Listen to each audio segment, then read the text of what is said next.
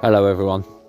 Unfortunately, I'm having some technical issues with the phone that I would normally record my videos on. Luckily though, I have one of my old phones in the van. It's an older phone, and the camera's not quite as good, but it's the only one I've got that can record video at the minute, so I'll be using this one for the rest of the trip. The fishing, I've actually got out fishing today. It's been, God, all I'm doing on these videos is complaining, isn't it? And whining, but it's been really tricky, mate.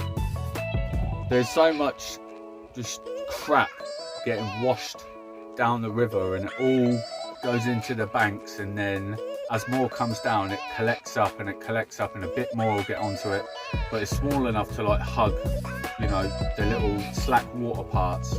But then once that fills up, sooner or later it will fill up, all the logs and that, it will fill up, and it will get to like one bit with a bit that's sticking out in the flow, and that's enough because it's all connected and mulched together.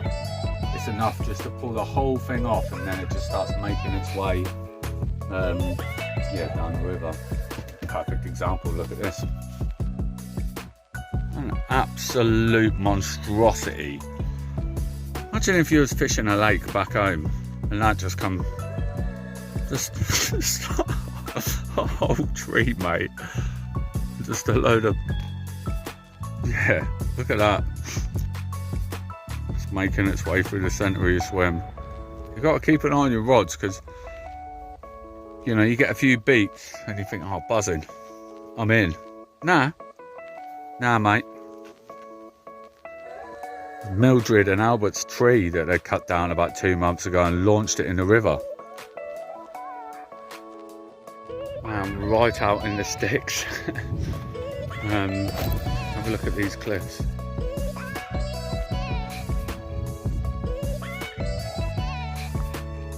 I don't fancy one of them hitting me on the head, so hopefully that doesn't happen.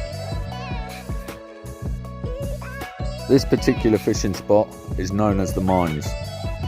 Nearest town is Mequinenza, probably 4 or 5 miles away, and apart from the occasional boat or lorry coming past, I've had the place to myself.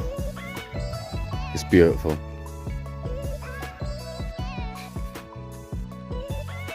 Got enough supplies, if you like, food and water to last me a few days.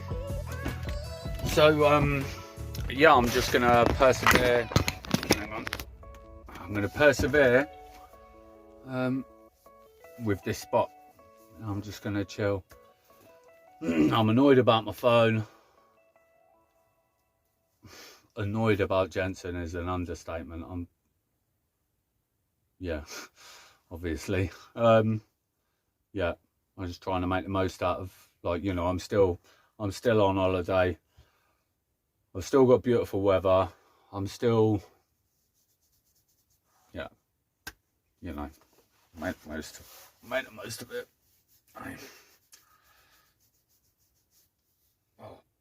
It could always be worse. No matter what's going on in your life, no matter what, it could always be worse. No matter what. Even if you're at the lowest point you've ever been, and you're experiencing the worst thing you've ever experienced, you can always, yeah, you could be having that, except, I don't know, you stub your toe and it's raining. It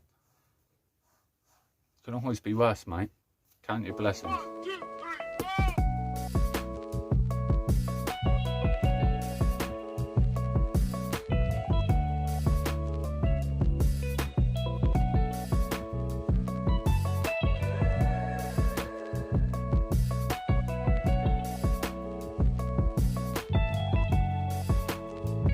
It is personal now.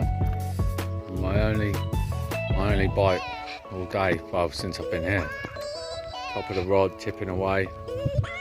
Alarms just gently taking line. Strike into it. One pull back.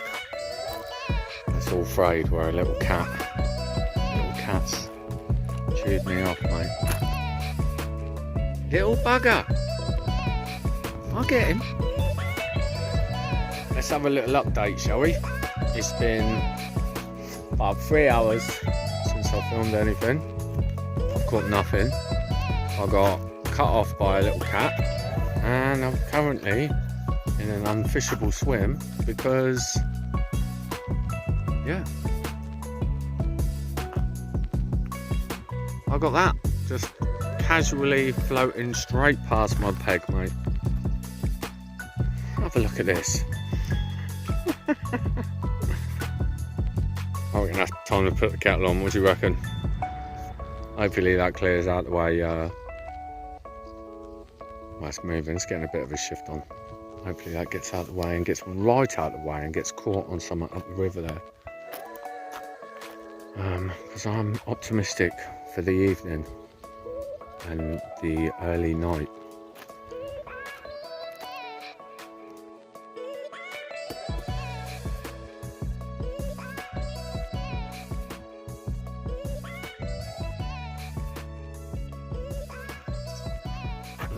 Day 2, fishing the mines.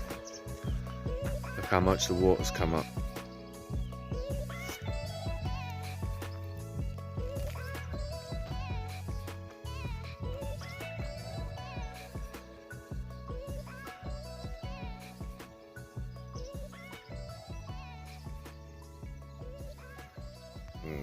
Crazy.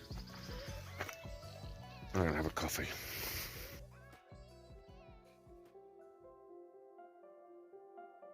The fishing's been slow.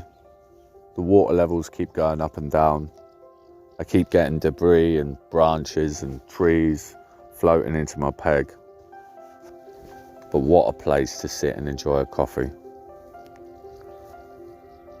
What a place to just sit and think, or not.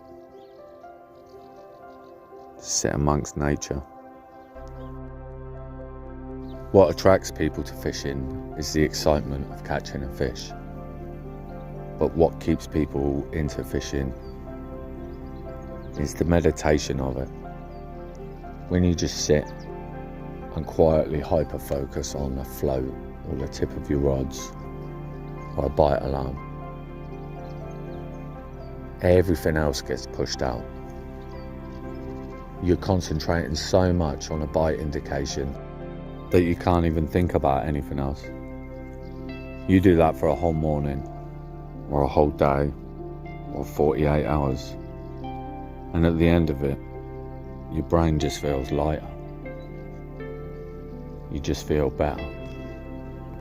Couple that with the excitement that you feel when your rods go screaming off, when you're pulled from peacefulness, the panic of whether you're going to hook and land this fish, mixed with the adrenaline and excitement that comes to you in sharp, abrupt waves, and the sense of victory when you catch a personal best, or an uncommon fish, or a chance to reflect on times that you've spent fishing with loved ones and friends that are no longer with us. You put all that together and you have the building blocks of a very therapeutic, addictive pastime.